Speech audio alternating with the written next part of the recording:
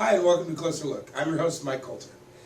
Parkland's only had 4 presidents in its time, 3 for a very long time and 1 for a short period of time.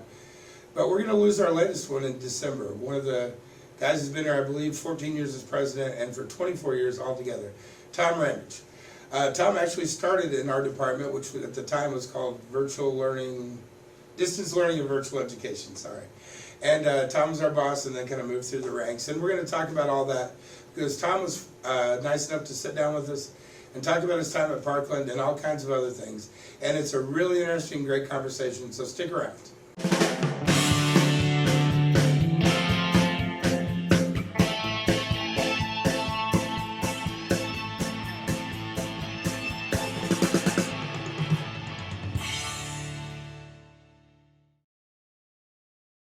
Okay, well, let's get started right away. Tom, thank you for doing this. I appreciate it very much. Anything for you, Mike. Oh, please, thank you. So we started, almost 24 years ago. We were about a year off. Yep. Okay, so you came by way of Danville Area Community College, but then had to stop at U of I before you came here? Right, so right out of school, I moved from the Chicago area where I grew up and went to school, came down to Danville where my wife actually lived. There was a job opening at the television station that was associated with the school district, District 118 in Danville. So I ran their school-associated TV station for about a year and then moved into a teaching role. So I taught high school half-time for a year in Danville, video production actually, their first video production program, built their studio, and then moved over to Danville Area Community College, doing sort of the same thing, the glorified AV guy. I threaded the 16 millimeter movie projectors and kept the opaque projector bulbs, going. Did you have overheads? Oh yeah. And the best part was cleaning the overhead rolls. The faculty would write on the overheads during the lecture, and somebody had to clean all that off and make them good for the next time, and that was my job. So then you came here. Yeah. Okay, so I was in the department, but we've got a lot of different names. I believe the first name was Distance and Virtual Learning. It was. It was a brand new department. So the college had gone through a strategic planning process, if you remember. Yeah. Dow Integrex, I think, was the name of the company that came in and did a technology strategic plan. And one of their recommendations was to get into this thing called online education, which was brand new back in the mid to late 90s. And Parkland created the Distance and Virtual Learning Department. So it was an academic department that had no faculty associated with it. And the mission was to do 3 things. It was the perfect job. Educational video, which is one of the areas that you're in, that running the Educational Video Center. And we had a lot of interactive video classrooms throughout the district, 6, 7, 8 of those. Rick Thompson ran that show. Right. And then the newest part was the online component, build the online program at Parkland. And we had 2 or 3 faculty and a couple of classes that were online at that time. But the interest from the institution, from the president and the vice president at that time, was to grow the program, bring the faculty along, do the professional development that was needed to grow the online presence at Parkland. And I actually make it sound haphazard, but at the time, when I came here, first time I had an email address. Yeah. I just didn't have one. Right. But I remember starting, and I don't want to just say throw stuff against the wall, but it sort of felt like that. Like the one thing Rick Thompson did, like every little satellite town had a television in a classroom. Someone at Parkland would do, that was one option. The other one was just a telecourse where you watched. Yes. You watched Parkland television on cable. Exactly. And then took a test. Yeah, Haiti Easton was our telecourse coordinator. Yeah. So we had we would duplicate videotapes and send them out to students, and they would watch TV. Yeah, and that was one. And then online was kind of the afterthought. It was brand new.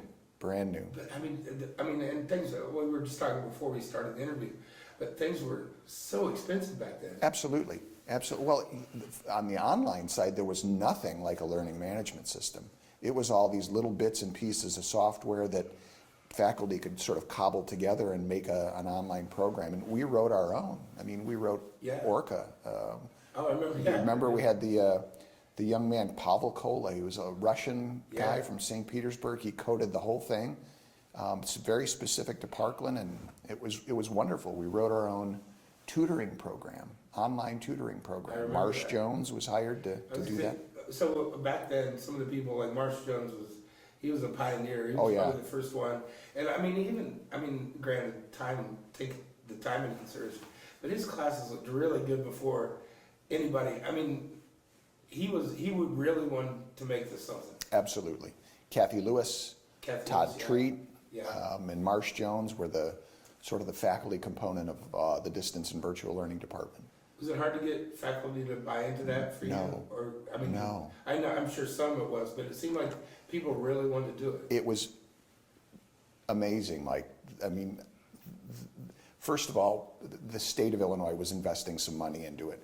So there was a little bit, I want to say about $50,000 a year that we had that was pretty much we could do what we wanted with it to support online programs. And Parkland at the time was incentivizing faculty to convert their courses from the traditional on-campus lecture to online.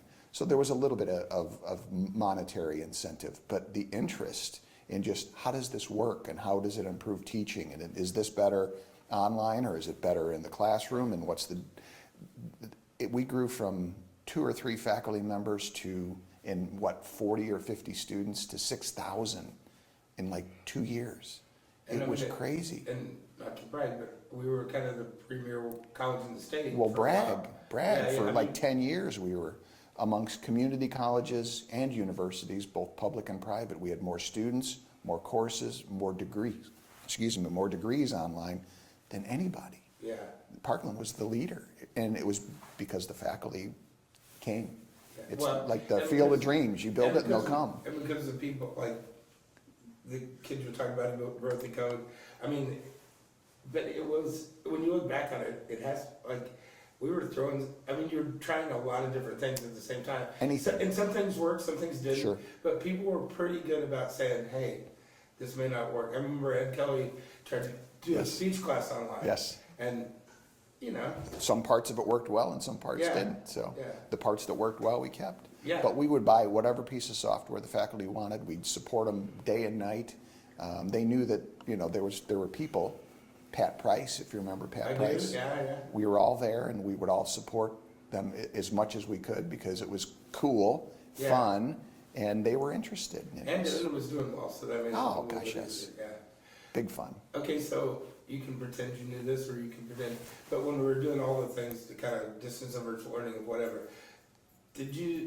when we first started, did you see the internet becoming what it is today? Like, did you think that was the horse to bet on Yeah. when you started? Was it pretty obvious to you? Well, so I remember I was at Danville Area Community College at the time, and the investment, from the state in interactive video, the Rick Thompson Yeah. component of it, where it was hugely expensive. It was evident that the state was going to invest in that for 4 or 5 years. There was a lot of money being put into it. And then I had some spare time in Danville, and I started looking at online courses. There was this thing called WebCT out of the University of British Columbia. It was the very first integrated learning management platform, like Blackboard and Colbert, like we have now. And I started fooling with it at Danville. And I remember vividly coming home and telling my wife, "This is it. This is the future. This is going to take off." So that really interested me. To the extent that it is today, I would have never in my wildest dreams thought it would have been the way it is now. And COVID has just accelerated things. Yeah, had we not been so prepared, and I'm sure some education places weren't prepared, but I mean, we'd done it for so long, we dealt with problems for so long, it was sort of intuitive to get through this. But can you talk a little bit about what just a monkey wrench that threw into education? It had to be a nightmare for you. It was quick and stressful. I mean, it was really 2 weeks, it was almost a week turnaround, Yeah, absolutely. Right? Yeah. And more so for the faculty. I don't want to say it was stressful for me. I mean, I understood what they were going through, but I wasn't the one doing it. But I think you're right. I think the culture at Parkland for 10 years prior, 12 years prior to COVID, set the stage for making that as simple as it could be. The tools were in place. We had the support system, campus tech, with the help desk, the folks in distance and virtual learning who were bent over backwards to help faculty. And just the fact that some 80% of our courses were already in a hybrid form, some component of it or other was online, that made things light years easier. still a huge lift in an amazingly short period of time. But I think it speaks to the faculty. I mean, Yeah, I mean, it does. But I mean, and to make it worse, you couldn't come in and ask for help because you couldn't come in. So right. you not only had to learn how to do this, but you also had to learn Figure how to out do Teams. Zoom and Teams and whatever else. Yeah. It was crazy time. Yeah, well, I mean, but that's kind of why you prepare is for. Right, Yeah. right. You never know what you do in the past that will impact, whatever. Yeah, I know what you're gonna say. Okay, so from there, and did you become a vice president from there, or was it not called vice president probably at the time? Well, we had been doing the distance and virtual learning thing 3-ish years, I think, and it became evident that computer science was taking off at Parkland, and at that time, computer science and math were one department. Jim Hall ran that program, and the intention was to split those. So math would stay, and then a new computer science department was going to be formed. And I really wanted to be the department chair for that. Yeah. So I went and talked to Dale Ewan at the time and said, "This really interests me. Is there, any chance of me slotting into that?" And he said, "No." He said, I think that you have this other opportunity that we're going to be creating." So at the time, the president and the vice president were some number of years out from retirement. And succession planning was on their mind. So they wanted to create some opportunity for people who were interested in administrative positions to move in and get a feel for it and see if it was for them for that way, Right. both ways. So 2 associate vice president positions were created. And they were sort of the same, but the intention was to maybe send them in different directions based on who applied and who was slotted in. And I applied for one of those and ended up getting one. Larry Thoreau and I started at the same time. Was that something you wanted? I mean, obviously you wanted to do it, but did that kind of surprise you that, Yes. like, I'm going in this direction? Well, giving up the technology was difficult. I mean, Right. my whole life had been hands-on with technology, so walking away from that or being less involved in that was a bit of a concern for me. And then you never know how these things work out. I mean, Sure. you could sink or swim rather quickly. Or you could just not like it, period. Absolutely, Yeah. absolutely. So, I give credit to Dale Ewan. He made it very, I don't want to say easy. He painted the picture very well and coached us and brought us along, told us what to do, what not to do, told us stories, gave us advice, and brought us along, and that made all the difference in the world. Was it uncomfortable for you because you weren't maybe so much of a faculty member? People Absolutely. didn't see you so much, and now you're telling faculty what to do. What kind of tightrope were you walking then? Because you were a new kid. And Yeah. I'm sure there was some slight resentment from people who might have wanted that Yeah. position. Or can you talk about what you did to It was say, terrifying. "Hey, I'm on your team. I'm trying to work for you." Was it really terrifying to you? Absolutely. I Yeah. mean, so the idea was somebody was going to move into this chief academic officer role, Dale's position when he was going to retire. And after a while, it became evident that was likely going to be me. And I had no concept of how this young, barely 30 guy was going to talk to department chairs who at that time were very senior. Rich Blazier, Susan Maurer, Jim Hall, Mike Fatou, Gayla Sargent. I mean, these are pillars, giants. They would probably had as many. You were 30 years old and they had 30 years experience. Exactly, Yeah, exactly. yeah. So it was a little bit of a wink and a nod, I'm sure, on their end, but they were very kind. David Jones in particular were extremely supportive, happy to help out. And I suppose I get maybe to pat myself on the back a little bit. I was very deferential to them. I mean, I knew that they had this huge amount of experience, and talking to them and asking for their help was going to benefit me and the institution, and it did. Yeah. Do you look back on those times, like you weren't president yet, but do you look back on your times as president sometimes and go, man, I learned so much. So I'm trying to think, I mean, even Dale Ewan was a human miracle in a way. Absolutely. The way he managed things, and then Dr. Harris. I mean, Carol Steinman. I'm trying to think of people Sure. who really, or can you talk about some of the people that really, you still look back on some of the leadership skills they gave you? Sure. Well, prior to Parkland, actually, he was a Parkland guy at one point, a man by the name of Charlie Evans. In the early days of Parkland, he was a counselor here, and his wife, Ruth Ann Evans, was a dean here for a number of years. I worked for Charlie at the U of I before I got to Parkland, and he was extremely influential. I don't know that he tried to be, but he ended up being just by one of those people that you admire and watch and try and model some of the things that they did or do that you really appreciate, and you try and file those things away. Was his way of, did you kind of even copy his way of being? I mean, not his personality, but I mean, I'm assuming if you took his leadership style, it was kind of a, I'm not going to be out there, I'm going to kind of guide you in the way, Yeah, he was very approachable.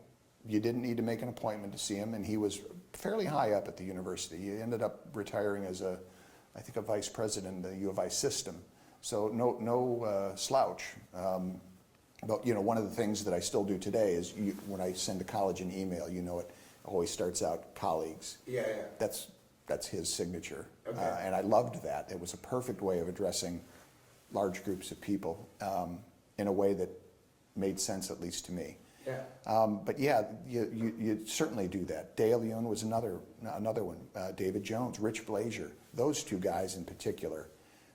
I'd walk down and plop myself in David Jones' office, and Rich Blazier would come by, and probably an hour or two would go by just talking about stuff. And, you keep your mouth shut and those sorts of things, and you just listen and soak in as much as you can. And it was an education that I couldn't have paid for and gotten a better one. It was just an amazing time, and I owe him so much. Well, I was going to say, and I was going to ask you this question later on, but we might as well do it now. And this may not be the answer, and then for me, but I'm more so you, but David Jones was just a guy, whether you're talking about business or just, he kind of made you smile. There was just something about him that he was cool to be around, for lack of a better term, right? The picture he had in his office of the Starkle Planetarium, the famous picture, it hangs in my office.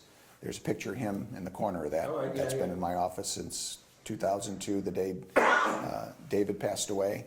His dissertation, his wife gave it to me. It's bound dissertations in my bookcase, and he has a very special place in my heart, just like probably 200 other people at Parkland. He was a great guy. Great guy. Okay, so we're just moving on. Yeah, sure. I feel like you've only been here 2 years, and we're condensing a lot of things. Yeah, it's all good. 24 years. 24 years next week. Okay, so then there was a weird little hiccup in your advancement. There was a new president, and then he stayed for a little bit, but after he had some issues, then you took over for a while. Is that, or you were president for a while, and then he took over, then you were president again? Is that, do you remember exactly? Sort of. Yeah. First of all, I had no interest I had no thought of becoming a president. I mean, that was way beyond me.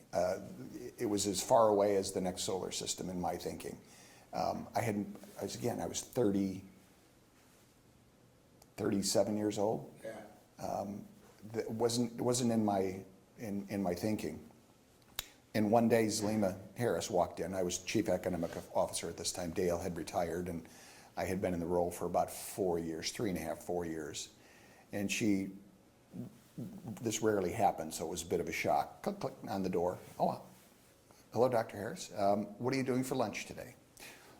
Absolutely nothing. What can I do for you? Well, we're going to go and have lunch with the board chair, and we're going to talk about you becoming the president. Wow. And I went, okay. Yeah. I mean, what else was it going to say? Did you go, I will take you to the office you mean to be in? You can't be me, right? I was as shocked could be. First of all, I didn't know she was leaving. No inkling at all? None. Zero. Wow. And I had about this much time to think about it. So we went and the board chair was John Albin at this time. He was longtime board president, again, a pillar of Parkland.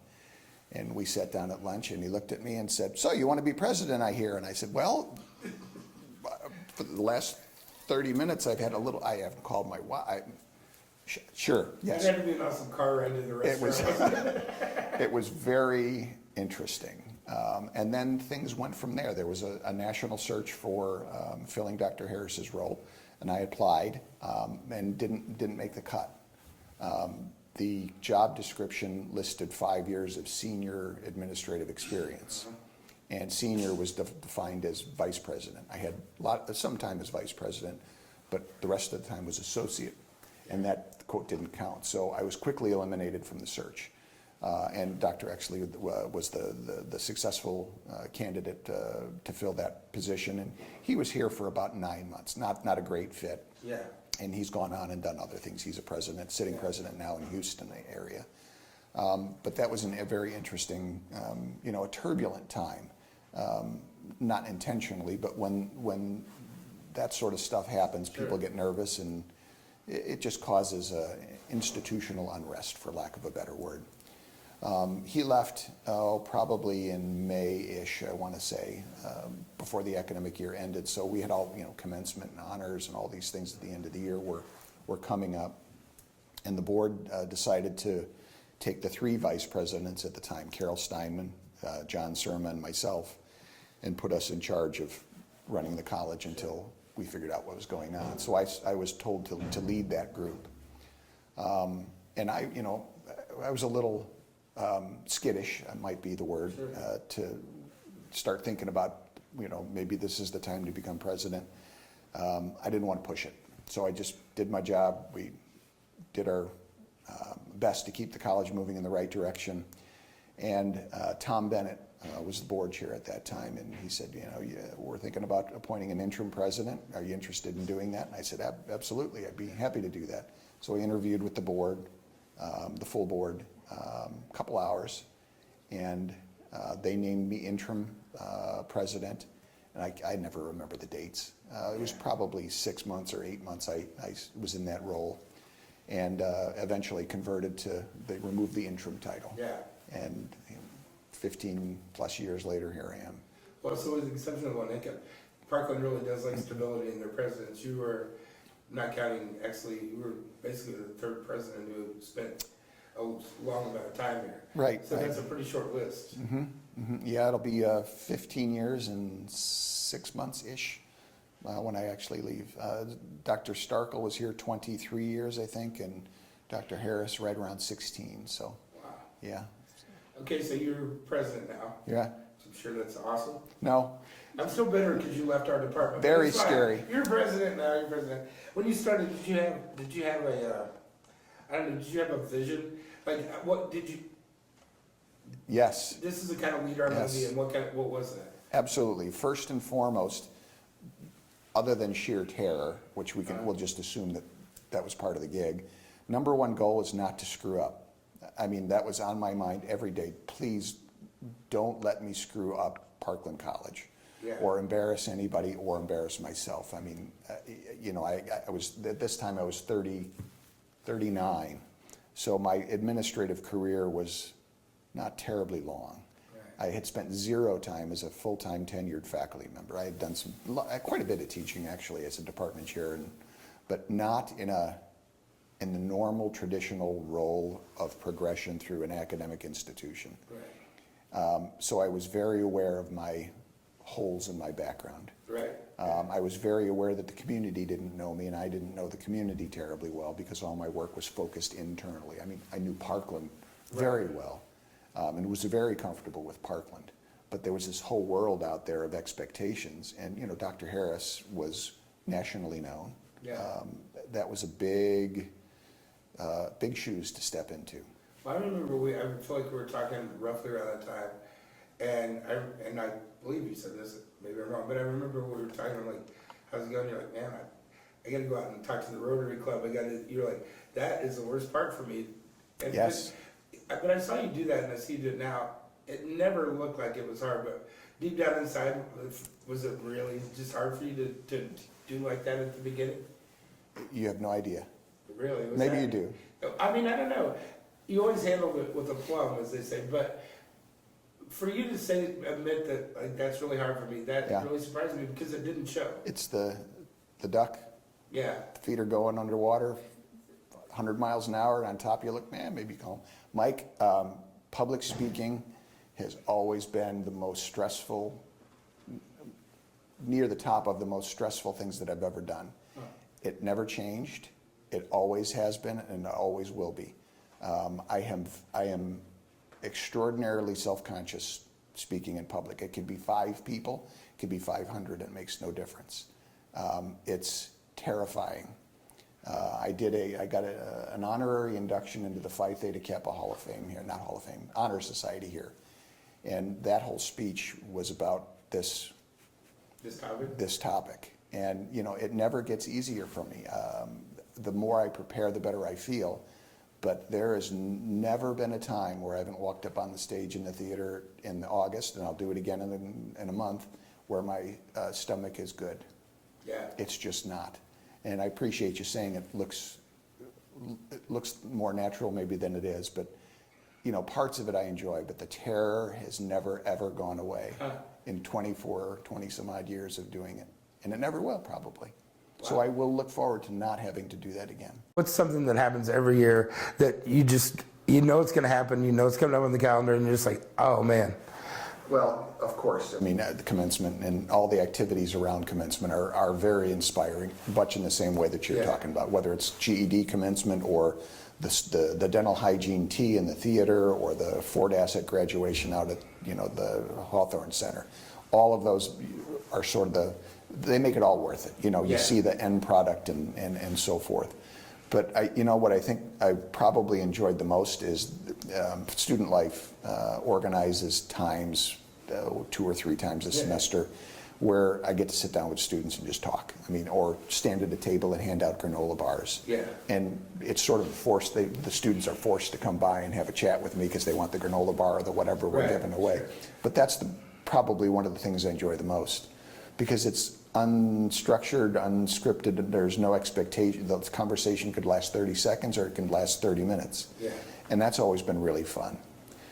And I want to say maybe especially the time where it was probably a 6 or 7 year period where my son was in high school, and I knew a lot of the kids that were coming to Parkland on both ends of his time, and I coached his Scholastic Bowl team, so I met a lot of other kids at the surrounding schools that come to Parkland, so I'd know them. And then, you know, hey, so-and-so, and we'd come up and have that was the best part, is having those conversations with the students as they were brand new to Parkland and, you know, wide-eyed and wondering what was going on and were they going to be okay or not. And it was great fun. Was there tough stuff that happened every year that you're like, oh great, budgets or what, or did you get used to that part of it? The bad stuff? Yeah. Oh, Mike, Leanne Bazell, who became my assistant when I was chief academic officer. She was with me for quite a while until I became president, but still in the same office. When she was hired, I said, this year's kind of a little bit crazy. And this is like 2009. It's not always like this. This is just a little, you know, ramped up for whatever reason, whatever is going on. And when she retired last year, she looked at me and she said, you lied. Every year has been more and more and more and more ever, you know. So there's always been something, whether it's budget or building buildings. You know, there was a big period of time where we were in construction and managing that process, not only the construction, but the financing of it and the openings and dedications and working with faculty to plan the spaces. It was trying to run a marathon at a sprint pace, I guess maybe is the best way to put it. But holy cow, did that make it fun. There was never a dull day, never a boring day. Yeah. Some of it was less fun than others. Yeah. You know, if a bid came in and it was 20% over what our budget was, that was terribly stressful, trying to figure out what to do and manage expectations and keep a board of trustees happy and a community happy and a faculty happy. There's a lot of push and pull there. What was the toughest time ever at the college for you? There are times that I won't talk about on camera. Okay. There's probably a couple of them. Yeah. You know, there were a couple pointy events in my career as maybe vice president and president where we had to do some things that weren't terribly popular. Sure.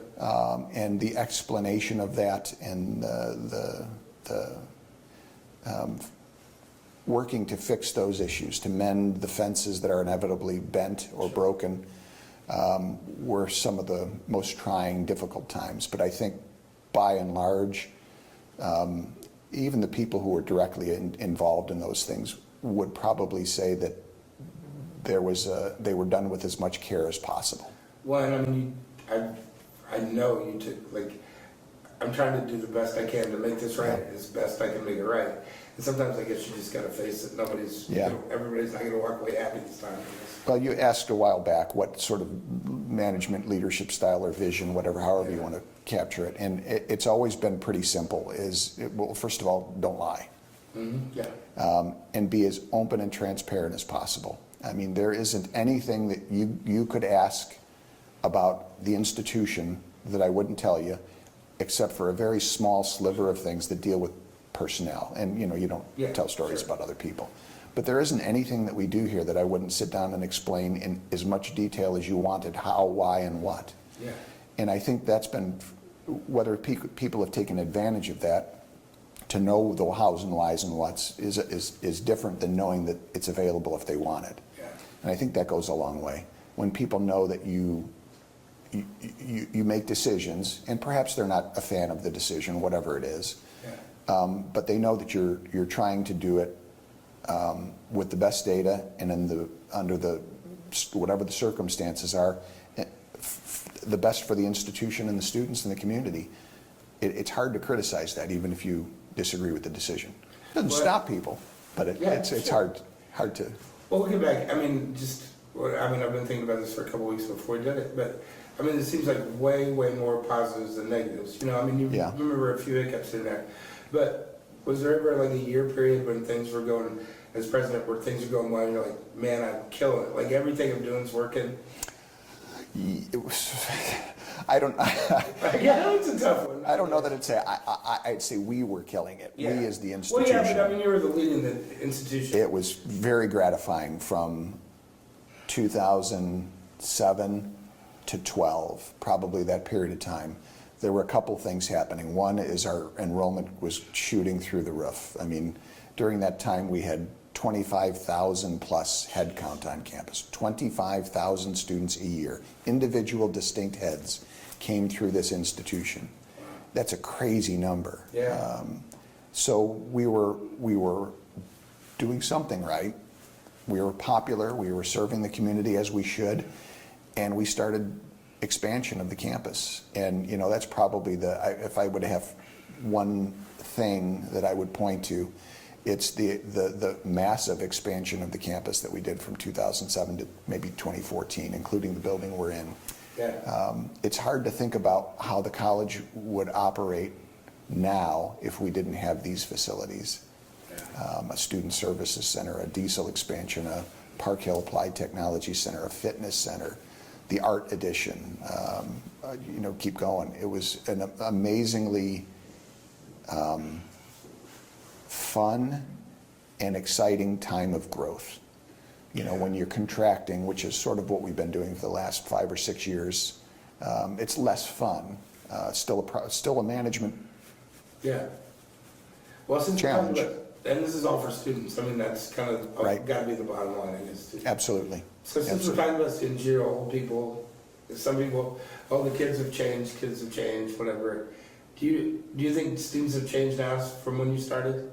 Or is it just a different society? I don't think our students have changed. I think the students who come in here as freshmen are the same as they were 20, 30, 50, 100 years, not 100 years ago, but 50 years ago. The circumstances around them have changed. And most of it, I would say, is driven by technology. I don't know that social media has been our best invention in terms of the social fabric of our community. I think cell phones, that's maybe we put all these things in the same bucket. Those have materially changed the way people think nowadays, the way they act nowadays. And a lot of that's been good, don't get me wrong. I'm a huge proponent of technology. I love technology, but there is a downside. And I think we feel the effects of that, whether you're in K-12 education, whether you're a mom or a dad, or whether you're at a community college or a university here or across the country. There are components of that have changed the way the country thinks. Yeah, and I've noticed too, I was talking to Carolyn Rice the other day in an interview, and she kind of brought this up, but Parkland's always been known for like, maybe you'll come here for a couple classes while you work a regular job. But she was talking just the obstacles, money-wise, social-wise, Yeah. that our students have to face. And people don't realize how daunting it is to even take one class, let alone get a degree. Can you kind of talk Sure. about our students and how resilient they are, I guess? Absolutely, absolutely. Well, you know, there's two ways to think about it. One is that financial aspect, and I truly think that we're maybe in the last 4, 5, 6 years, there's been no better time to be a college student, especially at Parkland, because there's so much financial help available, from the SWIFT program, which is absolutely free, to the federal investment in COVID relief monies that augment Pell Grants and state MAP grants and private foundation grants, that with just a little bit of work, there's a pretty darn good shot that a student can come to Parkland and pay 25% of the sticker price, maybe even 0 of the sticker price. That's not been true 30 years prior. It's the best time from a financial component. But the other side of it, life, you know, the things that get in the way, whether it's kids or a flat tire or having to work 3 jobs or, you know, having to take a developmental class, all those things are still in place. Those haven't changed. And managing those issues are always going to be an issue. They're always going to be a challenge. And whatever we can do as an institution to remove as many of those barriers, that's our job. I mean, that's the whole reason community colleges started, is to be close to the population, be affordable, be open, be accessible. And I think Parkland's done a pretty good job of doing that.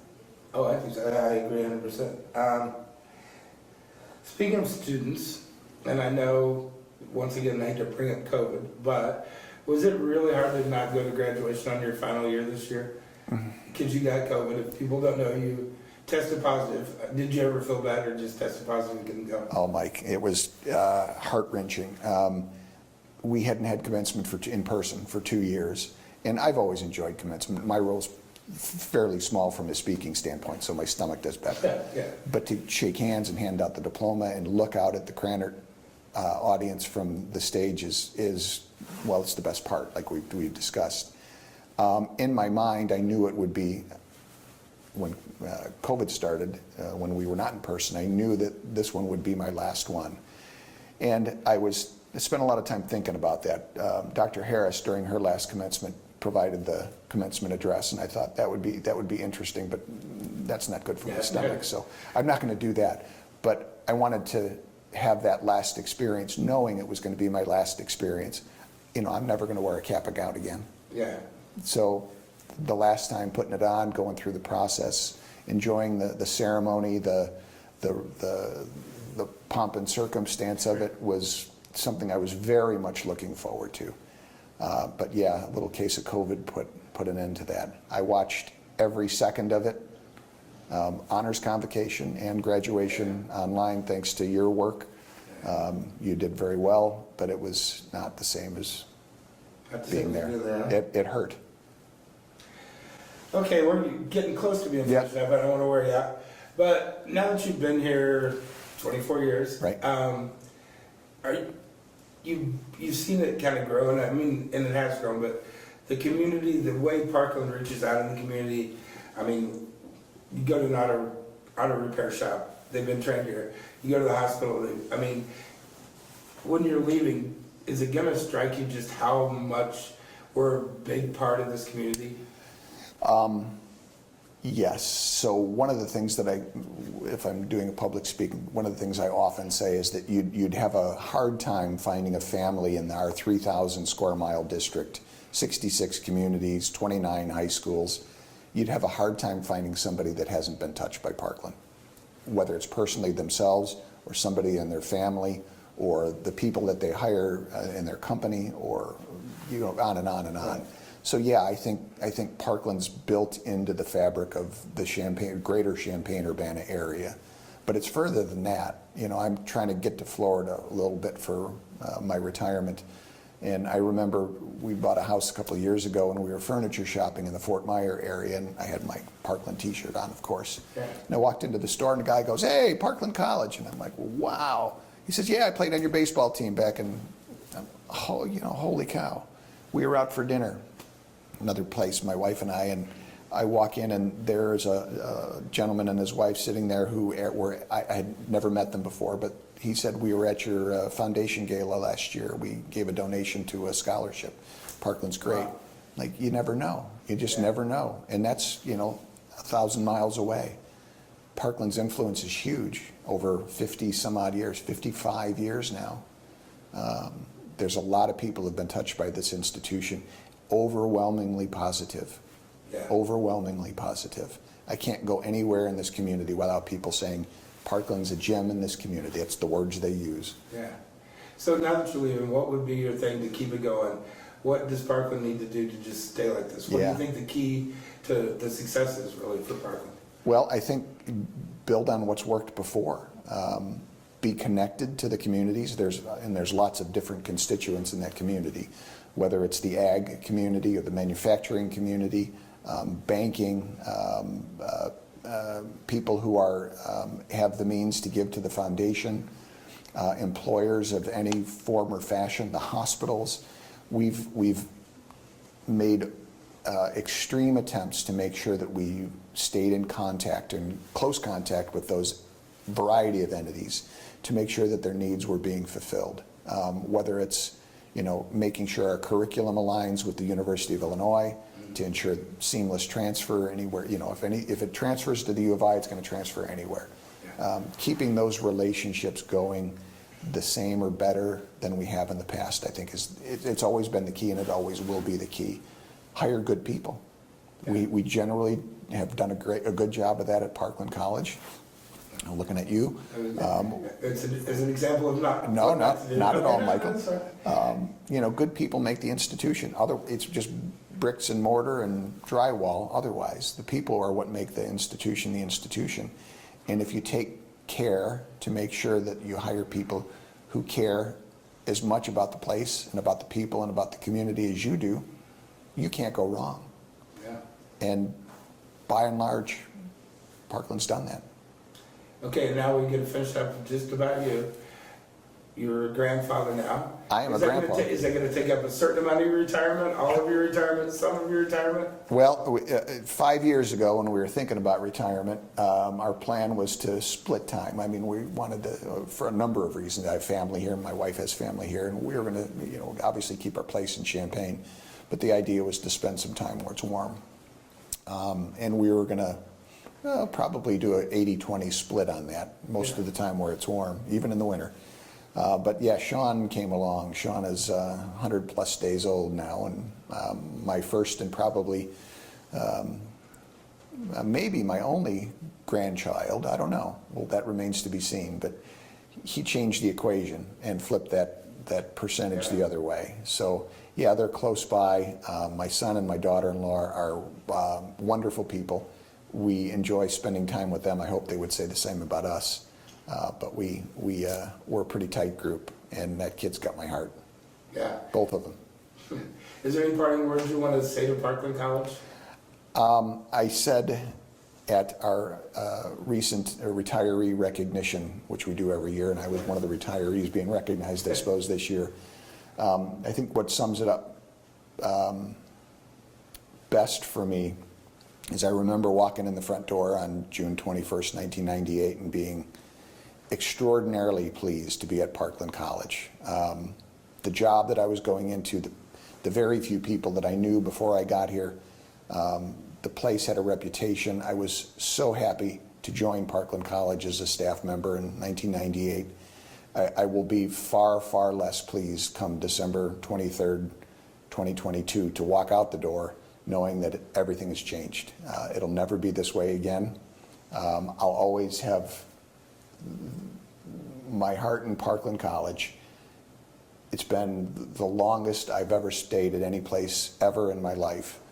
And it will be difficult to leave, but I'll do it with the best memories, knowing the best people, having met some awesome, awesome students, faculty, and colleagues that I've worked with on a daily basis. It's made a huge impression on my life. And I'll still watch from a distance. If I'm asked my opinion, I'll maybe give it, maybe not, I don't know. But I'll always watch Parkland College. Well, thank you very much for doing this, Yeah. and thank you for being here. Yeah. All right, thanks a lot.